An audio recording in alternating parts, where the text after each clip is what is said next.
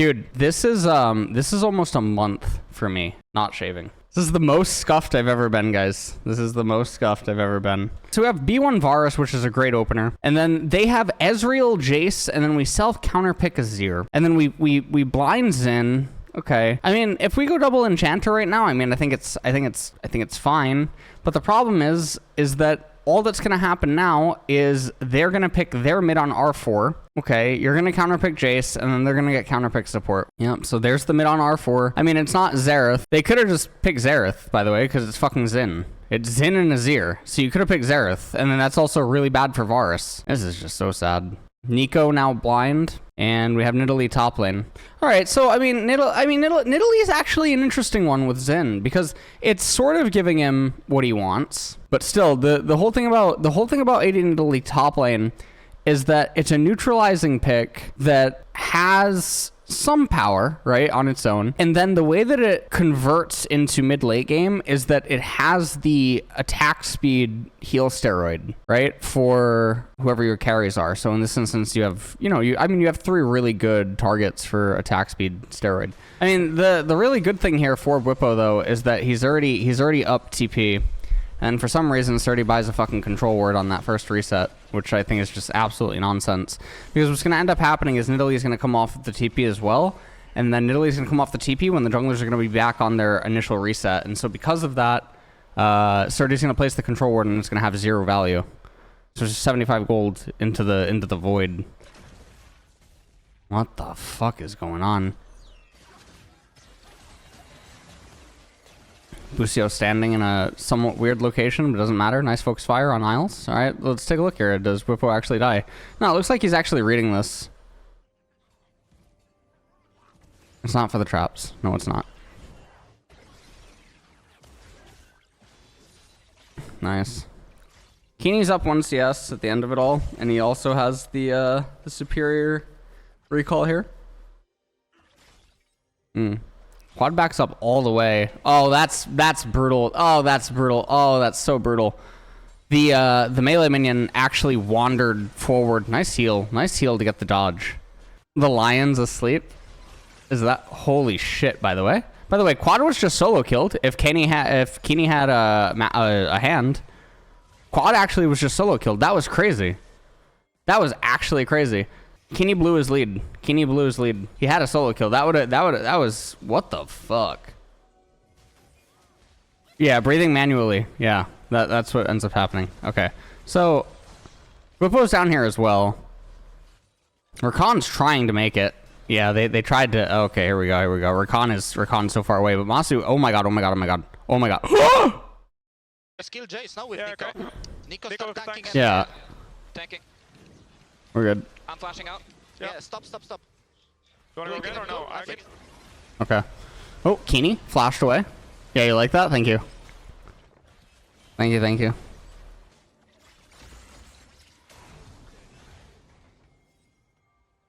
Clean. Very clean.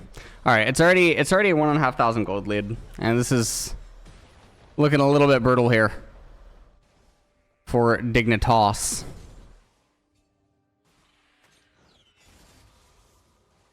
Okay. Bwipo down in bot lane. I mean, this is all fine. Surdy is just getting fucking... I don't even know, man. Bwipo is like Surdy is level 6. Like, just freshly level 6. This is actually fucking crazy. Bwipo is almost 2 levels up. Is Nidalee top good, or is it just Bwipo being Bwipo? Nidalee top's, a real thing, yeah. It's a real thing. But it's mostly because of her W. It's because of her W and her lane prowess, where she can be a really strong laner and effectively a neutralizer because of the way that she can play. And then she transitions as a scaler because of her W. You can kind of think something like Karma, but not as much emphasis. So like where Karma has a lot more emphasis on the enchanter aspect and like the team buffing, etc., Nidalee has more of an aspect on just being overall annoying and then having a little bit more individual 1v1 power. Yeah, you get the healing and the attack speed steroid. Oh, it's Mother's Day in the States?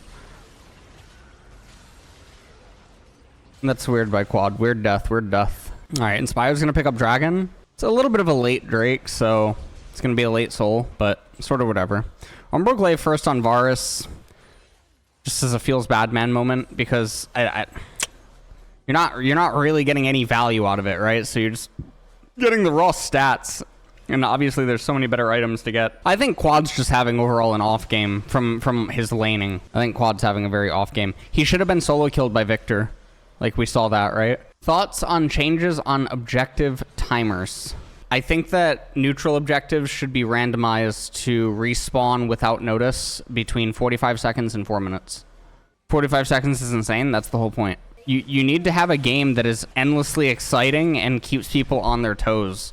Because the systematic process of Drake goes down and then you wait 5 minutes, the 5 minutes of doom, it's just it's the worst spectator thing that you can ever have. Like, I don't know. Like, this 5 minutes of doom is just miserable because of how mapped out sort of every single team across the world basically plays it now, right? It's just like an agreed upon thing. And the other problem is Riot has nerfed the ability to do other things like split push, or, well, not even, they haven't really nerfed split push, it's just the evolution of gameplay, right? But Riot has made it so you can't really do a whole lot. Oh, Bippo, okay. Bippo gets the turret. All right, that was a nice snipe on Quad, I guess. All right, Bippo just getting more grass procs there. Sends Surti out, and it looks like Surti might end up, yeah, he's gonna give up the 2 CS. We're watching grass procs right now. Like, that's the highlight of the game. We're watching grass procs and then Quad dying, but Quad shouldn't die. Quad is having an off game. Is Roa a good first item on mages? Even after the nerfs. I mean, the whole thing about it is that you're just so tanky that it makes plays against you very different from what they otherwise would be if you had a traditional mage item and you know, were squishier. And obviously on an absolute douche champion like Victor with Q and W and everything like that, it makes you obnoxiously tanky. Okay, so this is a nice little repel here. Okay, flash out by Quad. I think that's an overreaction because I don't think anyone can actually follow up there. He would just lose a lot of HP. And then, obviously, good for split pushing and whatnot. That's on Varus' first item. Yeah, I already think the Umbra Glaive is really bad. All right, so the Herald's going to crash into the turret. That's all fine. That's all fine and dandy. All right, map's opened up. Huge. Big. How can Dig win now at this point? So, all right, 3,000 gold lead. Here we go. We're going to get the dragon. And now, after we get this dragon, what's going to happen is 5 minutes of doom.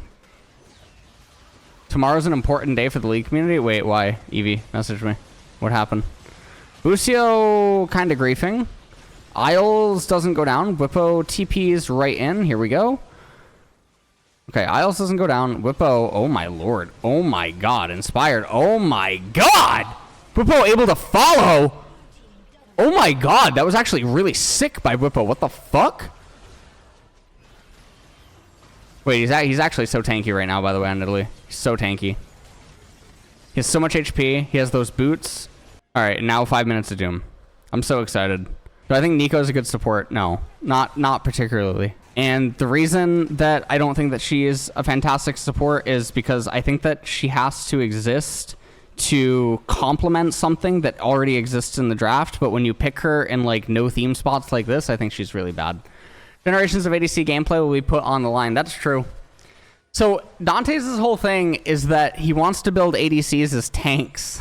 I mean, I do think that there's merit on some champions, and I think that it's not explored enough. Sort of like Tank Kog'Maw, right? Isn't explored enough, or like even Tank Twitch. I think that those things aren't actually explored enough. I think that's legitimate. We have had Tank Ezreal in the past, right? Blue Ezreal. There was also Graves at one point. I mean, even Varus at one point had like a tank build. I mean, there's legitimacy in what he's actually saying. It's just finding the champions and like the team comps to do it. All right, Surti is just fucking not having a fun game. All right, this isn't quite the 5 minutes of doom, but I guess that's because it's Dig. Scheiden trying to go for a play. Really nice. Really nice. Really, really, really good. Anyways, comms. Riot already talked about it from Valorant, but even in a League of Legends sense, I think the biggest example of how bad comms would be was when Dantes did his CB Lao, or like CB Lao tournament, and you had all the people in the comms that just had different ideas across so many different teams of what to do, and you saw how much of a mess it was. Almost as much of a mess as Dignitas' dragon posturing here, but hey, at least they got the fucking Infernal Drake, right? So that was an absolute massacre. I'm talking like fucking Jeffrey Dahmer levels massacre. That was some fucking BTK Mindhunter Season 3 type shit. But we're all good. So comms and competitive don't do anything because everyone has a different idea of what to do, and then they're strangers. So it's different from your local Clash game, where you're in Clash with like 4 other people that you know. Twitch Rivals was a really good example of it. Yeah, like Evie's mentioning. Twitch Rivals was a really good example of it. Champions Queue is a really good example of it, where you had, you know, higher level pro players muting themselves because they just didn't want to interact with lower level players, etc.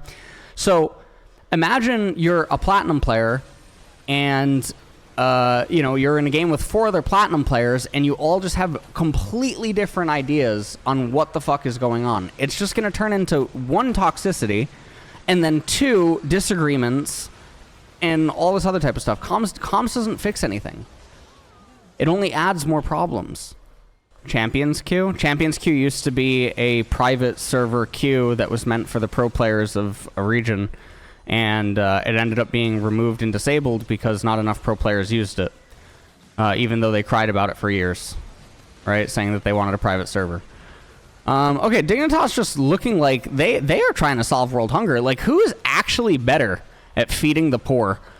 Dignitas or Mr. Beast? These are the real questions that we're getting here. These are the real questions. And you know how like Mr. Beast has like his like semi-self mental torture competition? I feel like Surdy is doing that right now this game. Yeah, Bwipo is Omegalodon tanky. He just has so much HP. I don't know what anyone's doing. What the fuck? What's a better... I just shouldn't use gold efficiency. It doesn't tell you anything. Some of the most gold efficient items in the games, you wouldn't stack them on the basis that they're gold efficient. That's one of the dumbest things that you could ever say. Or like, for instance, I don't know what Rylai's, right? Like, imagine discussing Rylai's gold efficiency on a dot mage versus someone that can barely apply it. Do you think Wonder Thief's staying in the league next year? Probably not. What is this incessant fighting, by the way? It's almost non-stop. It's like they feel bad for each other. Like, I don't... Okay, that was... All right, follow-up here. Hold on. No, hold on, Tomi. Oh, okay, well, here we go. Yep. Tomo's going to go down. And so now all that's going to end up happening is Masu doesn't have Baron. Why do you think Surdy was so dominant in solo queue but can't apply the same performance on stage? Well, because they're 2 different games. His solo queue prowess has to do with abusing top laners that have bad junglers. Or like, his solo queue prowess is in trading and abusing a lack of jungle coordination between him and the enemy top. And then also his ability to abuse lack of coordination in a 5-man setting. The problem is that his own individual mechanics and things like this, they don't matter as much in competitive because you don't get to abuse individual mechanics as much because the enemy players are able to just play the lane in a natural way where there's not actually as much like fighting and stuff. But then also when you think about it, most pro players don't play solo queue with the intention of trying to climb or trying to win, whereas that's what Surdy was doing. So there's also the reality that Surdy, even compared to other pro players, is actually worse. You just don't realize that because pro players aren't playing solo queue with the intention to win the way that he was. So if you have like 20 other top LTA players actively trying to win and play solo queue and then like do all this other stuff, maybe some of them wouldn't be as good as at abusing the solo queue like meta things. But I don't think he would have the success that he had. But yeah, anyways, solo queue doesn't really mean anything. It hasn't really meant anything since like season 8. And then also even in Korea, I would say that like since season 10, I think even Korea kind of views it like if you're Grandmaster plus. There's a couple of LCK players that are Grandmaster. I mean, there's been periods where Faker is fucking like literally not even Grandmaster. Rumble, what the fuck? This is probably just gonna be met with Galio. That would be my expectation. I know Bufo doesn't like the Warwick variant into it, so I think this is just gonna be met with Galio. And so also because no one's really flexing. Yeah, see? Oh, Jesus Christ. So we're going to go Galio, and we're probably going to go ADC here, would be my expectation. Corki's banned away. Varus and Ezreal are both taken off the field. They might do something like dumb, like Kaisa. We're not a super big fan of competitive Pantheon when you don't flex them at all. Skarner now being hovered. Okay, so we're trying to do nil damage, or like what's going on here? Why do we have a Jhin hovered? I don't think there's going to be a time in the near future where I like this champion. Okay, Talia now. Standard pairing here with Pantheon. Yeah, so there's Hui and Ori. And so now all that's going to happen is you're going to go R480 carry. So we're going to get a response into Jhin. We might get something weird like MF. Yeah, probably MF would be my guess. Since Rakan's gone, you know, I guess not gonna have like Xayah. Kaisa, okay, so this is what I thought that they might just do on R2. So I think it's Kaisa or MF. I think that's really their only considerations. Why would you ever blind support? Why would you ever, like, it just doesn't fucking make sense, man. There's like nothing that you could be going for that you would ever want to blind support. There's just nothing that you're going for. Because even right now, Braum is looking like a fucking hero. So you pick Alistar, and now you give them access to silent. What the fuck, dude? Yeah, let's see what the big ADC grand reveal is. Let's take a look. Let's take a look here. We're not getting anything weird. We're not getting Cog. We're not getting Twitch or anything like that. Because also, why the fuck do you have an Alistar if you're going to do something like that, right? Are you going to play another mage? Well, you can't, because you have Galio, you have Talia, and even Alistar is dealing magic. Like, what a gross spot. Just hurry up and pick MF. Or Sivir. Nice. Big. Huge. Big. It's a cardinal sin to not just counterpick support here. You can even get like an enchanter. So because Skarner in competitive is very different than solo queue Skarner because he has way less gold and he has way less levels. And then also because you have Galio. So because you have Galio and because the Skarner is like mostly his kit and he's not like a carry champion and competitive, etc. And then because they have Jhin, who's already not dealing damage, and then also because you're already outranging pretty much all of them, with the exception of like Jhin R, because Rumble and Skarner have to come in. Enchanters have insane value. So if you take 80 carry on R4, then there's so many enchanters in the game that just have redonkulo value and just will also help win you the game on the spot. With Inspired, just gonna steal away Skarner's camps. Rumble not really getting. Oh, that was a really donk trade by Keeney. What the fuck was that? Nice by Quad. Nice by Quad. Didn't get AI pathed by the minions and actually end up in turret range. This is really good. Really good pressure here. Okay, now he just gets that free reset. Yeah, Keeney can't really hold it. The incoming minion wave is just too far away. He's just taking a lot of damage. He's just so slow at clearing it too. This is so good. He doesn't. Okay, the TP. I guess. Okay. I guess the TP actually. Yeah, it does make sense. I guess because it's canon. If it wasn't canon, I think that you wouldn't TP. I think that what you'd end up doing is you'd give 2 melees or something, because you're already up so much on control. You'd temporarily give some advantage back to Sylas in order to get a larger advantage with a more delayed TP. Because like you can see right now that Talia doesn't have that much of an advantage off this reset. Tier versus Darksteel, and then you have double red potion versus refillable. So in a way, I would even argue that Quad's actually like behind on the reset. even though he was so far ahead. Well, he's not behind. It's just not as big of an advantage. Surdy and Shiden were the bedrock of FlyQuest Challengers team. Entry wins at NACL level, and promoting them as a duo gives Dignitas a higher floor than most will give them credit for. Amazing. Amazing. Love it. Love to hear that. Love to. Shiden. Oh, inspired. We'll get that. I don't know what's going on here, by the way. Shiden can't. What is he doing? What is going on everywhere? Wait, we got a 1v1 here. Wait, quad? Oh. Ah! Ah! It's Silas. You always gonna. Oh! Look at that. Look at that reaction. Look at that Keeney reaction in the player cam. I fucking hate Silas players. Wait, I'm trying to think, like, what would be my top 5 most fucking just infuriating brain dead champion players from solo queue? Silas players definitely take the cake. They are the most fucking orcish horde champion in the entire game. After Silas, it's probably Aurelia players. And then after Silas and Aurelia, what else is there?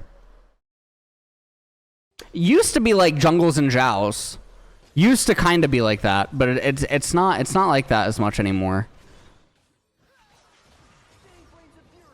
What are other Orcish Horde champions? Oh, Talons. Talons are other Orcish Horde champions, but they're kind of covered by the fact that W just insta-clears the wave. So it's not like as fair.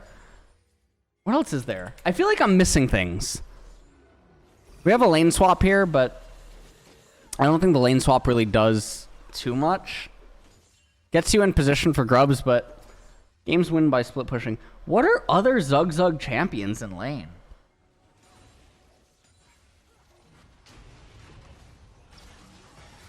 Oh, nice. Nice R. All right, so Keeney has Alistar R. Inspired. He's going to flash. All right, he's going to flash to the right-hand side. They are in full-on repel mode. Isles doesn't even seem to know what he's doing. He doesn't seem to know what day of the week it is. Nice. Q. Gets that execute. This is very well done. All right, Whippo. Trading on Surdy again. Okay. Okay. Oh. Tomo. Nice. They got the kill there. Quad is going to go down, it seems like, to Surdy. Yep. That's a big shutdown. Oh, man. Burpo looks like he's going to die as well. Yeah. Shit. Blue team double kill. Surdy getting a double kill here on Rumble. Very nice. Also, getting the shutdown, too, on Talia is a little bit painful. Oh, they seem to know. Oh, wait. This is actually kind of... This is almost low-key funny. Yeah. Shaden has to flash. Teleport coming in. Busio, he's going to R. Yep. And that's going to be it. They're going to get out. Very, very nice disengage. How did this actually happen? All right. So, Silas... Yep. There. All right. There we go. The classic. All right. Quad actually kind of he overtrades here. He overtrades. That was kind of an overtrade. This was not necessary. This was not. I mean, honestly though, Keeney did almost die. He did legitimately almost die, so I mean, there is that, but yeah. Could have almost been a 1-for-1, but still. Okay. It's just a replay of it. I mean, honestly, Busio, you get the notification, right, that they take it. You don't need to go and watch them actually do anything afterwards. That was just... I like how Keeney gave Busio just such a clear shot right into the turret. Now they're sieging. Yep. Here's the Pantheon ultimate. Surdy flashes away, but I don't even know what the point of the flash is. Unless he intends to try to get somewhere... Oh my god, dude. Pantheon is just so fast. Pantheon is so fucking fast. Holy shit. Surdy's gonna try to get somewhere and then TP. Ultimately, yeah, they found him. I don't know what Surdy's... I guess he's trying to get into mid, but Jesus Christ, what a bounce house. Inspired gets another kill. Herald goes into the middle, but doesn't really do anything. Surdy just lost his entire advantage. Bo ends up taking a level lead here. Nice try by Busio to try to go over the wall, get the engage. Infernal Drake's up. This is just going to go over to Inspired as well. And now at this point, I just don't think there's any damage. So this is what I meant by solo or competitive Skarner. So competitive Skarner basically has Heartsteel, and then he has like components until like 30 minutes, right? He's just not doing the same thing. Whereas like in solo queue, you're gonna have 3 items at fucking 27 minutes on Skarner. Like, so solo queue competitive Skarner, 2 different beasts. And then after all the nerfs and everything, Skarner still has his kit, and he's still good in that regard. But Dig just have no damage. They have Jhin with fucking Yumu's into rapid... Like, just get this off my screen, please. For the love of God. Then you have vegan Skarner, and then you have homeless Rumble at this point, because all of the advantages that he got... I mean, Rumble's still relevant because he got those 2 kills, one of which was a shutdown, but... You have Silas with Rod of Ages. You just have no damage. You can't chew through Alistar, Pantheon's durability, and even Galio. Can't find a trade there on Kenny.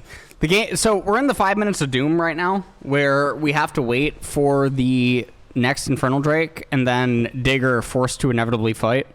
I mean, Atacon is potentially something that induces a fight, but I think for Dig, if they start it, it's just suicidal because they'll just die. Look at the item difference between the 80 carries, by the way. You could either have Yuntal's Infinity Edge and Tier 2 boots, or you could have Yumu's Gay Fire Cannon and Boots of Swiftness. So, unfortunately, Jhin is not dealing any damage, and he's a complete fucking utility bot. A utility bot for who to carry, you might ask. Well, certainly not the Aegis of the Legion Heartsteel Skarner, or the Rod of Ages with the Masked Silas. I don't think that's really doing much into Galio and friends. Okay, here we go, Keeney. Oh, that was not the greatest Rumble ult. What the hell? All right, Rumble is now... hold on, guys. Hold on. Jhin might auto. Hold on. Fourth shot on Jhin. Hold on. Jesus. All right, Busio R's. Yeah. Oh, Keeney has the Alistar ultimate. Oh, they get it out of him. Whippo. Nice. Taunt. Very nice taunt. Keeney's trying to stay on to Whippo. Inspired. Oh, inspired! Very nice. Shiden is going to go down. Yep. Pulling Inspired even closer to his teammates. Love it. Yeah, that's... Alright, I mean, that's Infernal Soul. That's going to inevitably be the game. Surdy now on one of his retreat missions again. Very nice. Quad gets the kill. Yeah, this is just a massacre, guys. This is an utter massacre of a series. Duck. Amazing.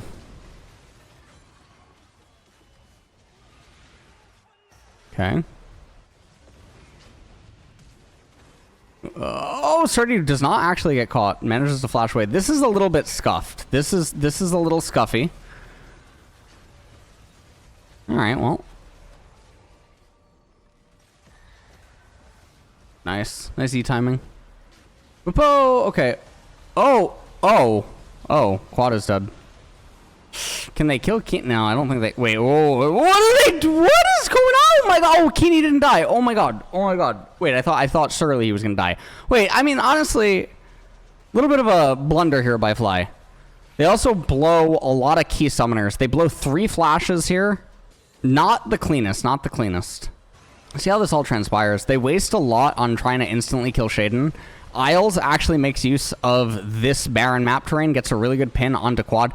That was a good equalizer because it just ate up so much of Masu. And then that was unfortunate, right? That was really unfortunate for Masu.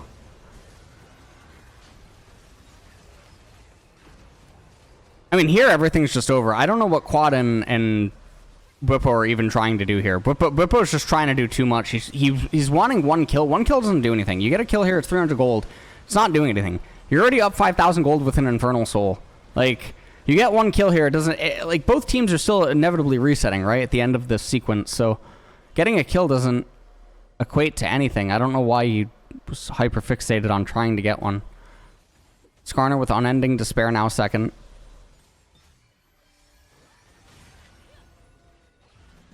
Shibar.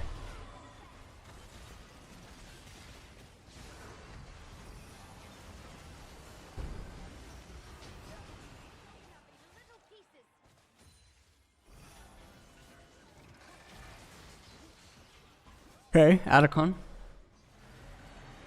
Baron and Atacon. Amazing. Very nice, very nice. Now there's just going to be one inevitable Doom push, and it's going to end the game. Spire just approaching on the vision. This is all fine. Alright, you get golems. Wonderful. They're going to break bottom tier 2. They're going to have Whippo on Galio. Just shove in, probably break mid tier 2 on his own. I doubt Shiden is going to... I think Whippo would just ignore Shiden, even if he's underneath the turret. Looks like that is... Oh, I guess you can't, right? You have Hollow Radiance. So, I guess you would aggro. Oh, no, he does. He does just ignore him. Okay. Very standard 0-1-4 right now. Trying to hit the turret. They only have one cannon. Not the end of the world. Busio doing a really good job zoning. I think Masu could have wove another auto onto the turret. Nice ease. Inspired's gonna flash back though. They don't want to. Yeah, they don't want to get caught. Not with Elder in 10 seconds. You don't want to like just randomly die here and Elder and things can become scary because you have no mid. You have no mid turrets. No mid tier 1. No mid tier 2 to like buy time. All right. Reset by Masu and Inspired, pretty standard. Grand Skyfall available on Pantheon, so there's no real danger.